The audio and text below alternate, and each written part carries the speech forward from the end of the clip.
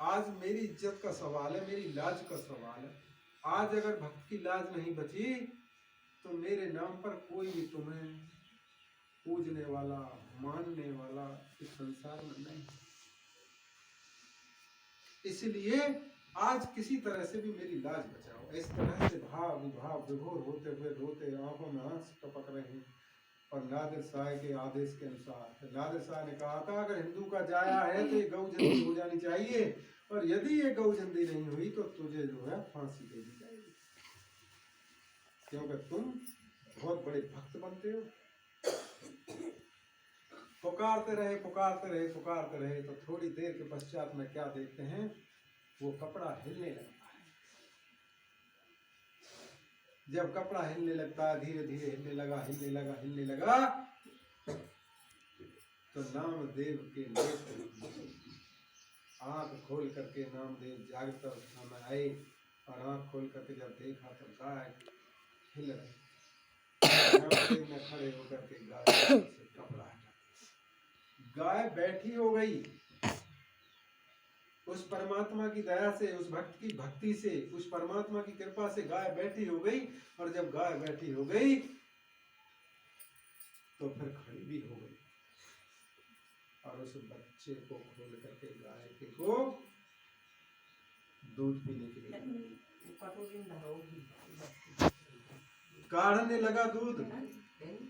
और देखिए, दूध काढ़ करके बच्चे को पिलाया, और दूध काढ़ करके नादिर शाह के घर पहुंचाया।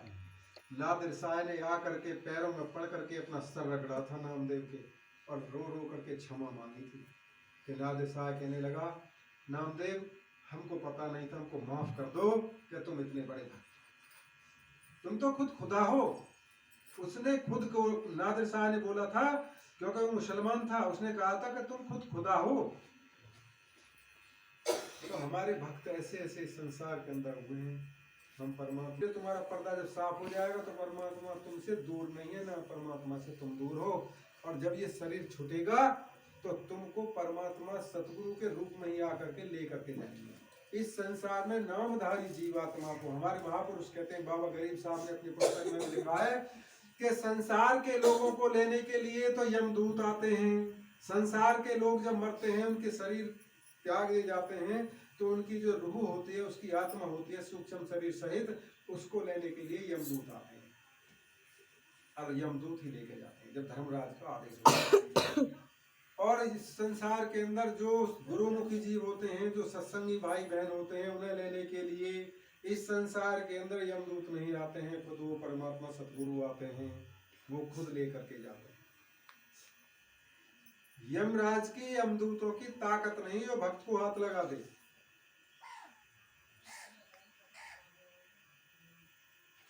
एक सती महिला को यमराज की ताकत नहीं जो हाथ लगा दे। एक सती महिला को, सावित्री को यमराज के दूतों की ताकत नहीं जो हाथ लगा दे।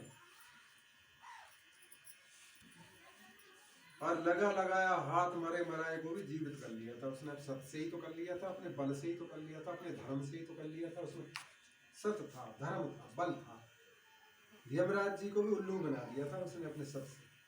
यहाँ तक कि धर्मराज जी को फिर जिंदा करना पड़ा था, मरा हुआ सत्यवान। इसलिए भक्त गाय को अगर जिंदा कर दिया तो कौन सी बड़ी बात है, करा तो परमात्मा ने। इस तरह से भक्त जो है, परमात्मा की दया होती है तो भक्त वो परमात्मा का अपने धर्म से, अपने सत्य से, अपने बल से। हमारे संसार के अंदर इतने महापुरुष हुए, इन्होंने परमात्मा को प्राप्त किया है।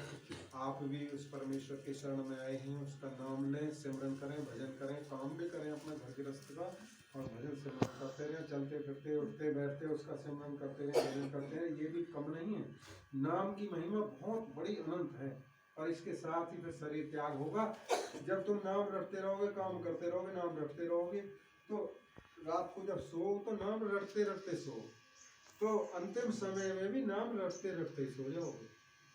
जब अंतिम समय आएगा तो भी नाम रटते रटते ही निद्रा आ जाएगी, जिसे हमारे महापुरुष मृत्यु निद्रा कहते हैं। वो देवी प्रकट हो जाएगी और कोई कष्ट भी ना होगा। तो ज़्यादा लंबी बात न करके, आप सभी समझदार हैं, परमात्मा की कृपा से सत्संग सुनने के लिए आप आए हैं, आपने इतना समय दिया है, हम इस बात के बहुत विशेष आभारी हैं। और आपके अंदर बैठे हुए उस कुल मालिक के लिए कोटि कोटि बार प्रेम करते हैं।